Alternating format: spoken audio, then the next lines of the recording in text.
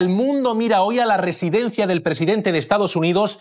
Es una noticia de última hora con la que arrancamos este programa. Donald Trump acaba de confirmar a través de un mensaje en redes que dará un mensaje a la nación desde el despacho Oval. Será a las 9 de la noche y el mundo con inquietud se pregunta: ¿qué dirá el presidente de Estados Unidos?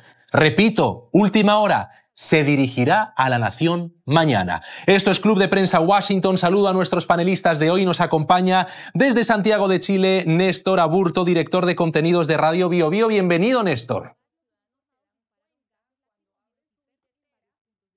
Y también nos acompaña Sabrina Bacal, politóloga, periodista en Miami, Florida. Bienvenida, Sabrina. Muchísimas gracias por la invitación.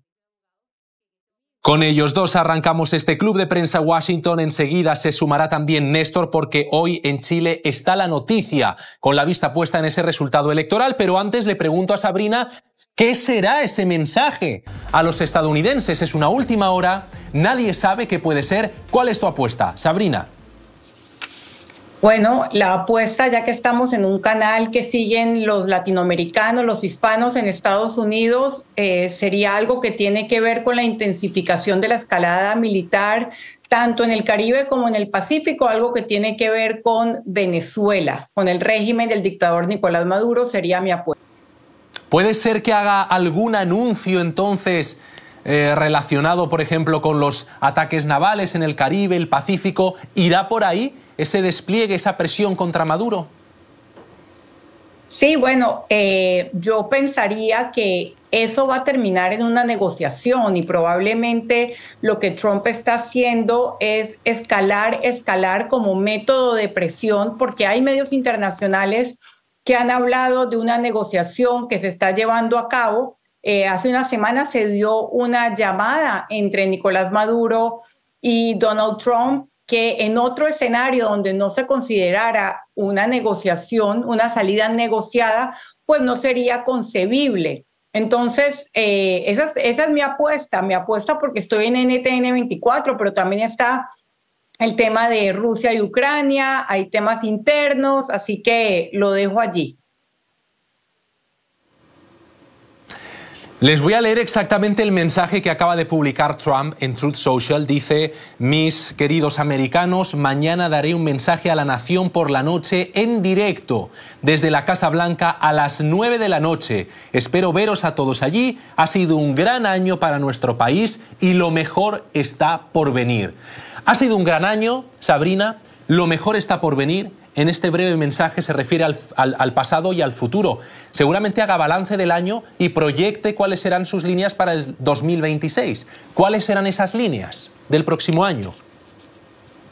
Bueno, yo creo que el próximo año Trump debería enfocarse en mantener su capital político, capital que ha perdido bastante en los últimos meses, tanto por el escándalo de los Epstein Files, que es algo que le pega directamente a su base política, como por el hecho muy simple en el que no puede, digamos, mentir o dar alternativas a la realidad, versiones alternativas a la realidad, y tiene que ver con el costo de vida, con lo que cuesta un supermercado, con lo que cuestan los productos para la mayoría de norteamericanos. Y yo creo que ahí, por más maniobras lingüísticas y verdades a medias que diga el presidente estadounidense, los ciudadanos se dan cuenta cuando abren su billetera si les alcanza o no les alcanza. Así que yo apuesto, como siempre lo han hecho, que la economía está en el centro de la popularidad política y el próximo año es un año en el que Trump tendrá que medir fuerzas con el partido demócrata para conservar o no su mayoría en el Congreso. Pues fíjate, Sabrina, porque ahí con ese guiño a NTN 24, el canal de las Américas, y te lo agradezco, mencionabas que tal vez en ese discurso probablemente se refiera a América Latina, al presidente de Estados Unidos, ¿por qué no?, y al despliegue naval en el Caribe y el Pacífico. Pues atención, mucha atención, porque hace minutos no ha sido Trump, pero sí ha sido su hombre de máxima confianza, el secretario de Estado, el consejero de Seguridad Nacional, Marco Rubio, quien se ha referido desde el Capitolio al despliegue naval contra los carteles de la droga. Ha asegurado, tras una reunión con el Senado y con el Congreso, que estos ataques van a seguir. También es una última hora con la que arrancamos Club de Prensa. Escuchemos lo que decía exactamente Marco Rubio al término de ese importante encuentro, el tercero que lleva a cabo sobre este asunto con congresistas y senadores. Obviamente tuvimos una audiencia clasificada, así que hay detalles que no podemos discutir. Creo que es nuestra 22ª audiencia bipartidista. Continuaremos involucrando al Congreso en esto, le daremos más informes y entregaremos actualizaciones de esta misión antidrogas que está enfocada en desmantelar la infraestructura de estas organizaciones terroristas que operan en nuestro hemisferio y que minan la seguridad de estadounidenses, que matan a estadounidenses, que los envenenan.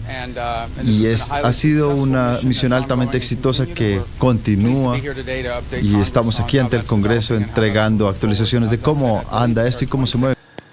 Una misión exitosa, así la ha descrito Marco Rubio. Junto al secretario de Guerra, Pete Hegseth, lo veían a sus espaldas. Es la tercera vez que ambos van al Capitolio para dar explicaciones sobre esos ataques a las narcolanchas, pero la primera que comparecen ante el Congreso. Hasta ahora lo habían hecho para el Grupo de los 8, que es un reducido número de senadores, y ahora por primera vez han dado explicaciones ante el Senado y también ante el Congreso. Sabrina, ese balance que ha hecho Marco Rubio, misión exitosa, ¿lo compartes?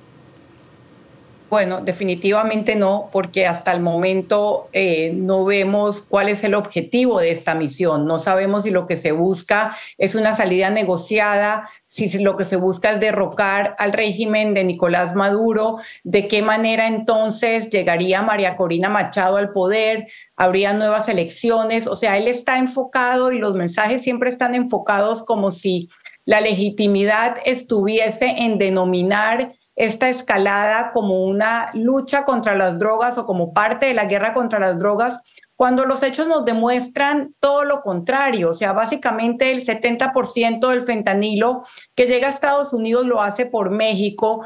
El presidente Donald Trump acaba de indultar al expresidente hondureño condenado por narcotráfico. Entonces siguen dándole aire a esta narrativa que considero yo tiene muy poca credibilidad, y lo peor es que ha empezado a ser cuestionado como crímenes de guerra, sobre todo específicamente ese ataque del 2 de septiembre, donde hubo un remate.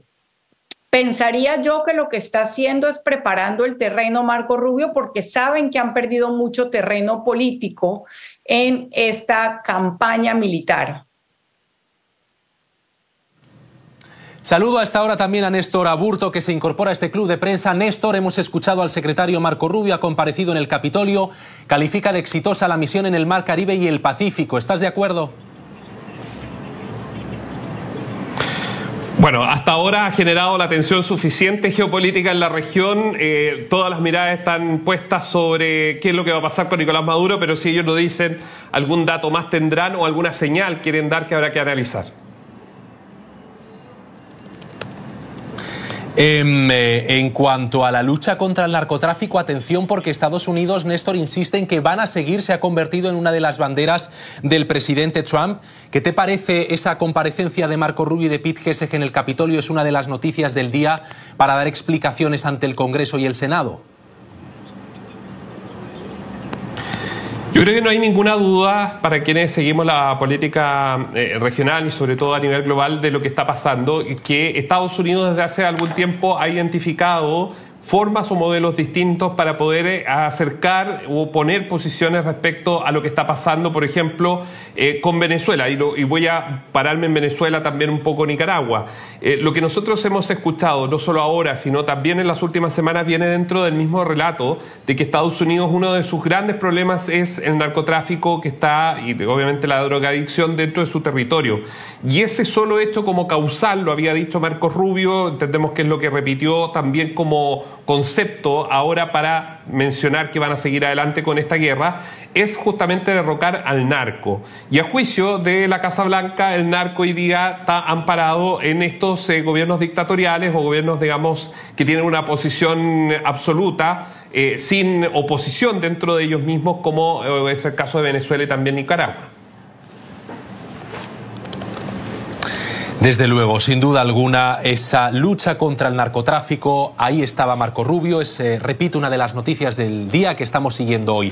Pero mucha atención, porque también se ha pronunciado sobre esa lucha contra el narcotráfico a la que te refieres, Néstor, a la que te refieres también, Sabrina, el secretario general de la Organización de Estados Americanos, y ha sido en conversación con NTN 24.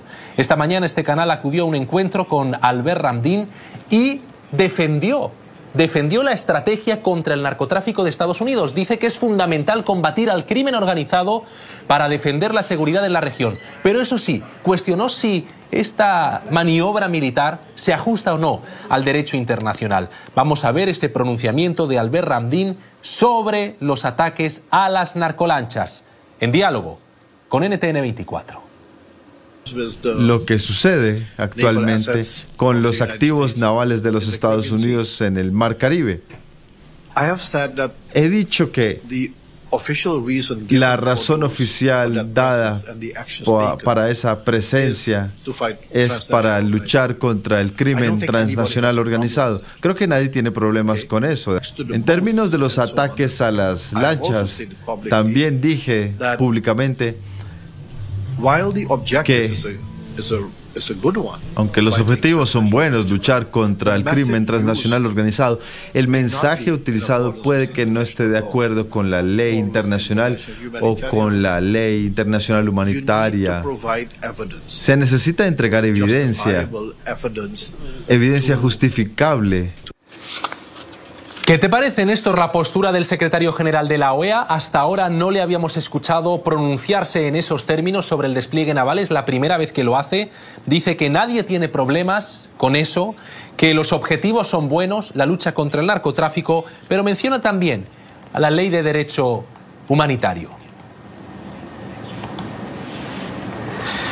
Bueno, yo creo que lo que ustedes nos está presentando respecto a esta entrevista, esta conversación, yo creo que es clave para poder entender lo que va a pasar en los próximos meses. Yo creo que quienes nos están viendo por NTN 24 no tenemos ninguna duda de que viene una persecución. Y esto muy de la mano de lo que vamos a hablar más adelante, justamente que tiene que ver con las elecciones, quienes están ganando, las autoridades que están ganando en los países de la región latinoamericana. Es el caso de Chile de José Antonio Kast. ¿Y por qué lo menciono y por qué hago este match, ¿no?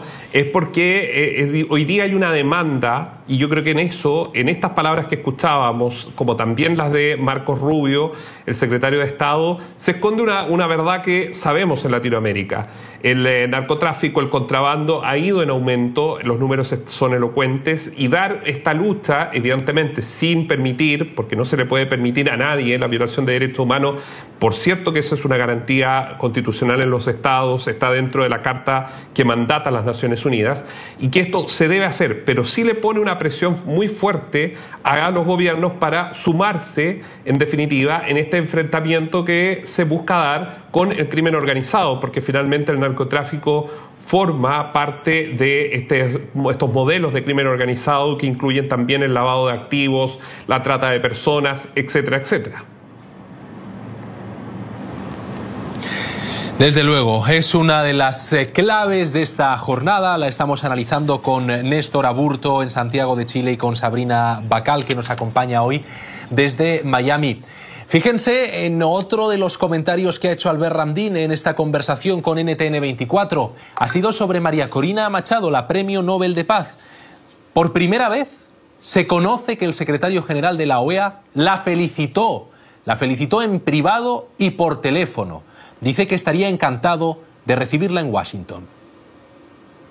Como OEA, no hay consenso en posición en cuanto a Venezuela, pero no puedo decir en nombre de la OEA que la felicito. La felicitaré en privado como persona y por supuesto la respaldo. Cualquiera que sea un nominado a un premio Nobel de la Paz merece unas felicitaciones. Así que para mí eso no es un problema. Veremos cómo se desarrolla todo, pero sí la felicité en las comunicaciones que tuvimos. Ahí dice que la felicitará y que la felicitó. Es decir, que lo hizo vía telefónica cuando ganó el Nobel y que lo haría también si se da un hipotético encuentro entre ambos en Washington. Sabrina, nunca habíamos escuchado, son reveladoras estas declaraciones de Ramdin, porque él hasta ahora había sido muy prudente. De hecho, públicamente no hizo esa felicitación. Ahí explica que no lo hizo público porque no hay consenso en la OEA, pero sí a nivel privado. ¿Qué te parece? Bueno, creo que son reveladoras porque muestra la división que hay en la organización, pero por otro lado muestra la habilidad diplomática del secretario general al decir que él personalmente sí la felicita y la está invitando a Washington. No es la postura de la organización, evidentemente, porque hay una gran grieta en América Latina sobre el tema de Venezuela y lo hemos visto en las respuestas de muchos de los mandatarios o en las no respuestas de los mandatarios, pero él como secretario general tiene el gesto personal de felicitar a una mujer valiente venezolana latinoamericana que se ha hecho acreedora del Premio Nobel de la Paz. Así que me parece una respuesta acertada, diplomática y reveladora de lo que no puede decir como secretario general de la OEA. Y una cosa más que ha ocurrido en las últimas horas, en la tarde de ayer en concreto, Donald Trump dio un paso muy significativo, también revelador, un cambio en lo que hasta ahora había sido la lucha contra el narcotráfico desde Estados Unidos, una lucha que se está recrudeciendo, y la última decisión del presidente de Estados Unidos, Néstor, ha sido declarar el fentanilo como arma de destrucción masiva. ¿De qué forma cambia esto el paradigma y el tablero mundial? A ver, esto es muy interesante porque lo que ha pasado con el fentanilo en México, recuerden ustedes que ya el presidente Trump en más de una declaración había apuntado, ¿no es cierto?, a México sobre las importaciones desde China. O sea, habían señales, se han estado dando señales respecto a lo que ocurre. Pero esta declaración nos viene a abrir los ojos de lo que es el tráfico de fentanilo que se utilizan para la medicina, pero que se está dando, recuerden, a ver, en Chile, en los puertos chilenos, en los puertos peruanos, en los puertos de toda la ribera del Pacífico, se han decomisado cargamentos de fentanilo que están, y que uno no sabe si realmente son del consumo para estos países o tienen otra narrativa que es hacia Estados Unidos o Europa.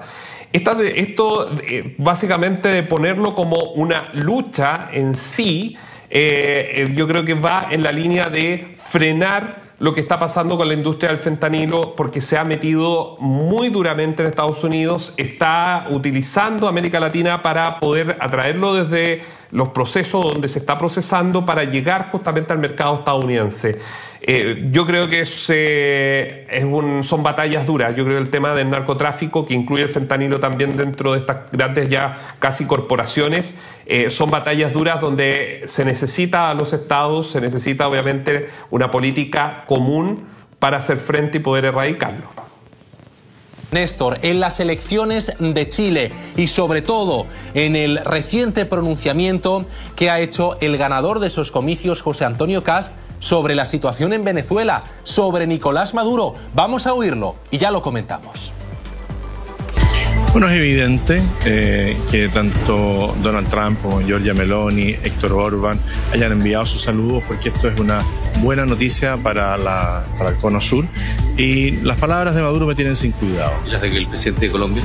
Las del presidente de Colombia, bueno, es una persona que salió electa democráticamente, él emite los juicios desde ese punto de vista, pero yo me centro más en las declaraciones de Maduro, que es un dictador, un narcodictador, y que hoy día está pasando momentos difíciles por la presión que está ejerciendo Estados Unidos, seguramente luego quizás otros países, porque la exportación de la droga no es aceptable. Un dictador es Maduro, un narcodictador, dice José Antonio Kast, y Maduro ha respondido esto. Ahora el pueblo de Chile tiene un gran reto, pueblo de Chile es un pueblo noble, progresista, es un pueblo hermoso, ¿ves? Tiene un gran reto, porque va a tener a un presidente nazi pinochetista. Tiene un gran reto. Nosotros no nos metemos en eso. Son asuntos internos de Chile. Lo que sí yo me meto es decirle a este señor Kast, usted podrá ser seguidor de Hitler y educado en los valores de Hitler. Usted podrá ser pinochetista, convicto y confeso, pero cuidadito, le toca un pelo a un venezolano. A los venezolanos se respeta. Cuidadito. ¡Wow! Néstor, nazi, pinochetista. ¿Qué impacto han tenido estas palabras allí en Chile? Bueno, mira, la verdad, para ser honesto, Nicolás Maduro desde hace un tiempo, si bien es noticia, de hecho por algo los medios que estábamos antes de que subiera al avión en rumbo a Buenos Aires, se le preguntó al presidente electo José Antonio Kast. Pero si tú me preguntas sobre un impacto real, hay que pensar que Nicolás Maduro desde hace ya algún tiempo viene con una fuerte rivalidad en contra del presidente Gabriel Boric, que es de izquierda, ¿no? Que está en ejercicio en nuestro país. Diosdado Cabello le ha puesto merluzo, le ha dicho Boric, o sea, lo ha maltratado públicamente y el gobierno de Chile no ha respondido. Y es un poco lo que ha sucedido con José Antonio Kast, de que digamos, lo trata de un dictador y lo pone en esa condición. De hecho, si ustedes se fijan, sutilmente lo que nos está diciendo el presidente electo de Chile es que no le quiere responder al presidente Gustavo Petro, que podría haberlo hecho. Recuerden ustedes lo que tuiteó, lo contamos en NTN en su momento. Hay una nota de protesta del gobierno de Gabriel Boric en contra de Gustavo Petro. Decide no contestarle a él. ¿Por qué? Dice Kast. Porque él ganó democráticamente. O sea, hace una diferencia enorme entre ambos dichos que tienen o podrían ser graves, pero toma una distancia de Gustavo Petro para no entrar en dimes y diretes, pero sí se va con todo contra el gobierno de Nicolás Maduro. ¿Qué te puedo decir? El impacto es bastante nulo, es una noticia que todo el mundo, pero se entiende que Nicolás Maduro hace rato que viene en una posición, podríamos decir, como decimos los chilenos, bastante desagradable en contra de la dirigencia política chilena.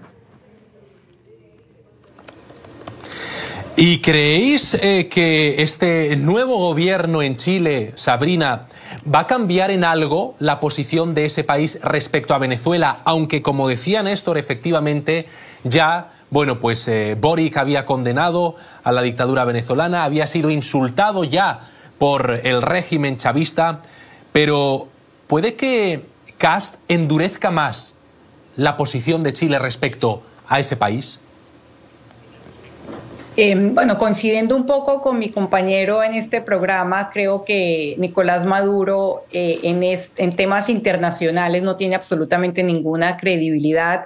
Justo ayer lo veía con unos atuendos del grupo terrorista Hamas para estar tildando a otro de nazi. Así que eso quiero dejarlo puesto sobre la mesa. Llamativo que sí haya habido una respuesta, pero no del presidente electo, a las palabras también irresponsables de Gustavo Petro, pero que bueno, son parte de un estilo de alguien que parece más un tuitero que un presidente responsable. Y bien por Chile de no responderle a un presidente y sí a un dictador, porque creo que hay que hacer definitivamente esa salvedad. También hay que hacer la salvedad de que Chile, aún con un presidente progresista como Boric, fue muy crítico de Nicolás Maduro, de la dictadura de Nicolás Maduro. Definitivamente Kast va a estar mucho más alineado, como ya lo estamos escuchando, en su narrativa, en sus términos, a la estrategia, digamos, militarizada de los Estados Unidos.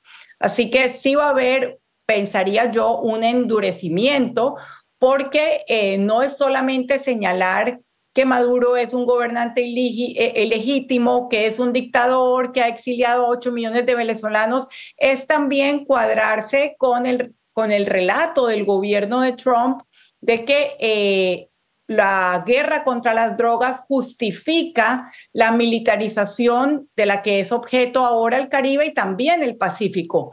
Entonces sí diría que hay un endurecimiento, que habrá un endurecimiento.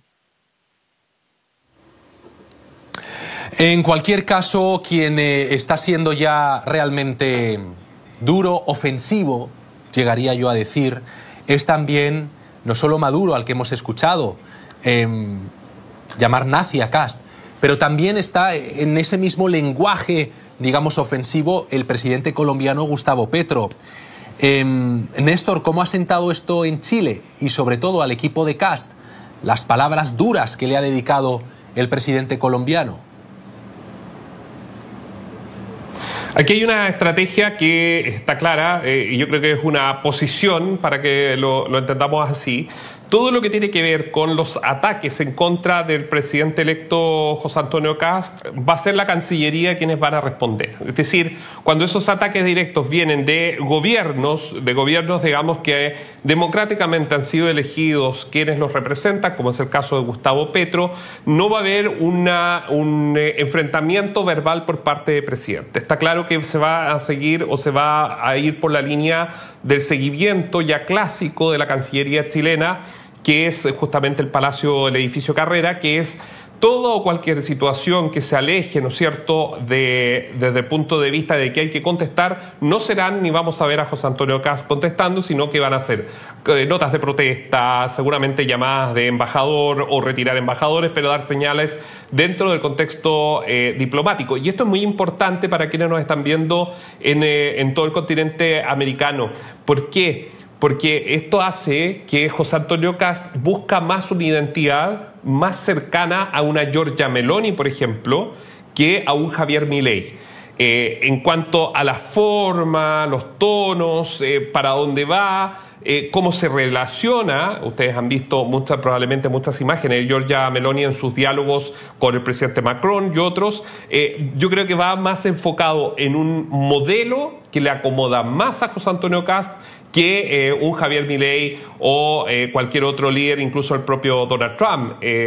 José Antonio Kast no tiene la personalidad de ellos, es mucho más tímido también para enfrentar las situaciones. Pero la diferencia está dada en que cuando Maduro entre en escena, sí vamos a tener al presidente electo, tal como lo escuchábamos hace unos minutos atrás, respondiendo. O sea, está claro que el diseño va a ser ese, se va a fijar en ese lugar, porque recuerden ustedes que Chile y Colombia, más allá de las diferencias con el presidente Gustavo Petro, son dos naciones que vienen teniendo muchísima relación de integración desde hace ya bastante rato.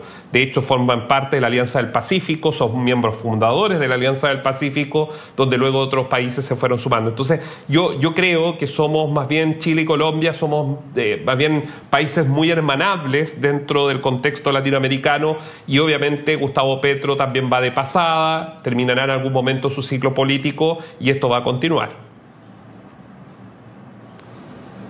Esto va a continuar. Atención, porque ya no es solo el cartel de los soles.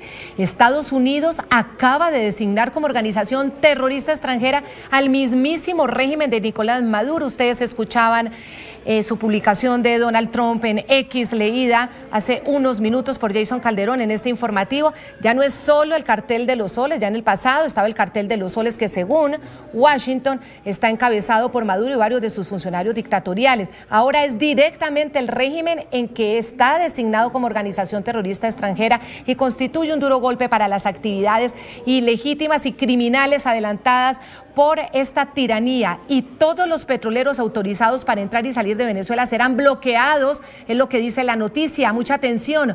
Trump también recordó que Venezuela está completamente rodeada por la armada más grande jamás reunida en la historia de Sudamérica.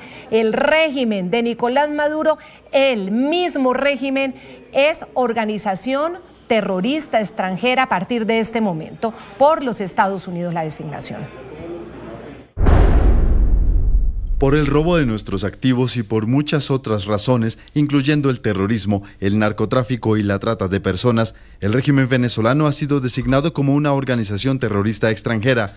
Por lo tanto, hoy ordeno un bloqueo total y completo de todos los petroleros autorizados que entran y salen de Venezuela.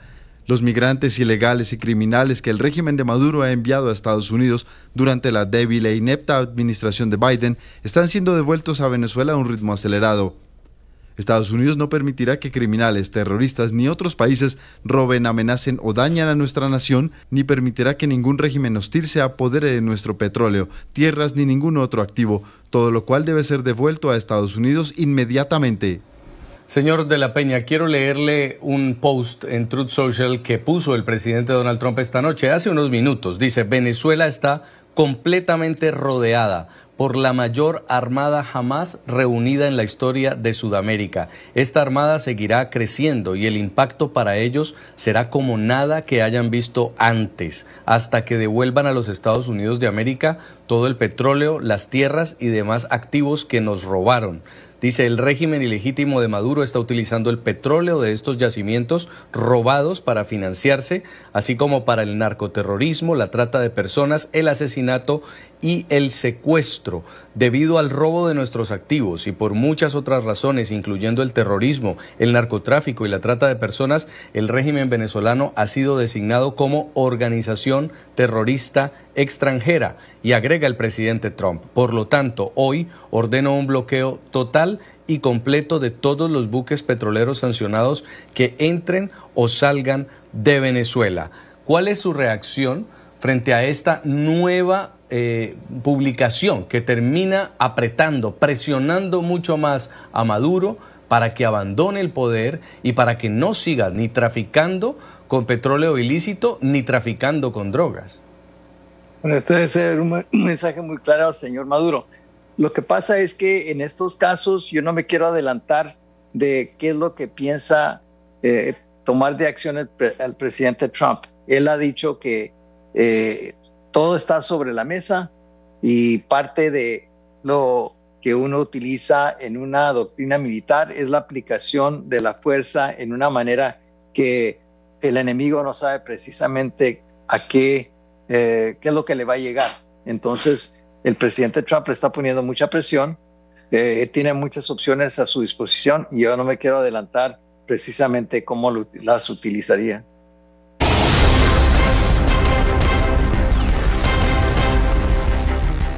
Nicolás Maduro pidió a los migrantes venezolanos en Chile regresar a su país, alegando que Venezuela sigue siendo el país de las oportunidades, a pesar de la grave crisis política y económica que atraviesa. Este pronunciamiento se da tras la promesa del presidente electo José Antonio Kast de tomar medidas contra los migrantes indocumentados. Nicolás Maduro llama a los venezolanos que viven en Chile a que regresen, según él, para reconstruir Venezuela. Esto a pesar de la crisis política y económica que no ha cesado. Usted podrá ser seguidor de Hitler y educado en los valores de Hitler. Usted podrá ser pinochetista, convicto y confeso, pero cuidadito, le toca un pelo a un venezolano. Vuelvan a la patria. Esta es la patria de las oportunidades y de la felicidad perpetua. Y juntos podemos recuperar más aceleradamente este país. Aquí nadie nos va a perseguir. Bienvenidos a la patria, todo el que quiera venir. Esta señora tenía familia en Chile. Señala que económicamente Venezuela no es una opción. Con lo que trabajan allá, no es lo mismo que se trabaja aquí para mantenerse y mantener a los demás. Sus dos sobrinas, ante la promesa de reestructuración migratoria del nuevo presidente chileno, se adelantaron y migraron a un tercer país. Una se fue para Canadá y la otra para España, porque Chile está algo parecido como hay aquí en Venezuela hoy en día con el presidente que tienen. Esta otra ciudadana tiene a su hija en Chile. Ve poco probable que regrese a Venezuela. No, ella está muy bien allá en Chile, no le hace falta, porque para los que estamos aquí es difícil. Imagínate una persona que ha tenido otro estatus afuera. Este joven vivió 5 años en Santiago de Chile. Se regresó a Venezuela por razones de salud. Sinceramente, yo creo que es bueno pensárselo porque igual ya tienen sus inconvenientes, ¿no? La suerte de uno no es la misma que la de otro. Las personas que están estables no veo motivo por cuál devolverse. Están tranquilas por ahora, señala esta venezolana que tiene 2 primas en Chile. Para ella, Venezuela siempre será una opción pese a las dificultades. Hasta el momento no han dicho nada de si los van a sacar, si van a regresar. De verdad que no han dicho más nada. Pienso que regresar a Venezuela o a tu país de origen siempre es una opción. Se estima que más de 700.000 venezolanos viven en Chile. Representan 38% de la población extranjera en esa nación. Por su parte, el canciller de Chile reaccionó con dureza a las recientes declaraciones de Nicolás Maduro en las que señaló de nazi al presidente electo José Antonio Kast. Alberto Van Claveren cuestionó la situación de los derechos humanos en Venezuela, señalando que el foco del régimen debería estar en la protección de su propia gente. Realmente las opiniones del dictador de Venezuela no deberían sorprender a nadie. Y yo agradecería mucho que el dictador Maduro se dedicara más bien a proteger a su propia población, a evitar las torturas que se cometen en el país y todas las violaciones a los derechos humanos. Una ola de críticas caen hoy sobre la presidenta de México, Claudia Sheinbaum, y sus declaraciones contra la Premio Nobel de Paz 2025, María Corina Machado. Este martes, la mandataria mexicana aseguró que está pendiente del resultado electoral en Honduras y las denuncias de su homóloga Xiomara Castro sobre un supuesto golpe de Estado en contra de su gobierno. Sin embargo, lo que llama profundamente la atención es que ella no se ha pronunciado de la misma manera sobre el fraude electoral en Venezuela y de esa forma cuestiona la defensa de la democracia de María Corina Machado, asegurando que ella está llamando a una invasión extranjera. Escuchen ustedes lo que sucedió en una conferencia de prensa el día de hoy. Informo con responsabilidad histórica que a partir de información de inteligencia verificada, Juan Orlando Hernández, perdonado en Estados Unidos, planifica su ingreso al país para proclamar el ganador de las elecciones, al tiempo que está en marcha una agresión orientada a romper el orden constitucional y democrático a través de un golpe contra mi gobierno. Este fue el mensaje en redes sociales de la presidenta de Honduras, Xiomara Castro, a 2 semanas de las elecciones presidenciales y en medio de la tensión política que hay en la nación por el retraso en la entrega de los resultados. Unos comicios en los que el Partido Libre, que representa a Castro, solo obtuvo el 19% del apoyo ciudadano. La situación en el país ya ha generado reacciones de países vecinos. Esta mañana, la presidenta de México aseguró que su gobierno estará atento a las denuncias realizadas por su homóloga hondureña. Pues estamos atentos a estas denuncias a través de la Secretaría de Relaciones Exteriores y como saben, nosotros siempre vamos a estar de acuerdo con la democracia, con que el pueblo de cada país elija al presidente o a la presidenta que decida. Este pronunciamiento de Claudia Sheinbaum generó cuestionamientos. Un periodista le preguntó sobre por qué en el caso de Honduras sí le parecen legítimas las denuncias sobre irregularidades en el proceso electoral, mientras que el caso del dictador Nicolás Maduro guarda silencio. Y esto respondió. Es distinto, porque hay una de ellas que está llamando a la intervención extranjera. Y nosotros, por convicción y por constitución, estamos en contra del intervencionismo y el injerencismo. Estamos a favor de la autodeterminación de los pueblos. Pero esta no es la primera vez que Sheinbaum habla de no intervención frente al régimen madurista, escudándose en la constitución del país. La semana pasada fue cuestionada en su conferencia sobre el premio Nobel entregado a Machado y así respondió. La última vez dije sin comentarios y sigo diciendo sin comentarios. Y por cierto, es muy importante decir que México siempre va a defender la autodeterminación de los pueblos.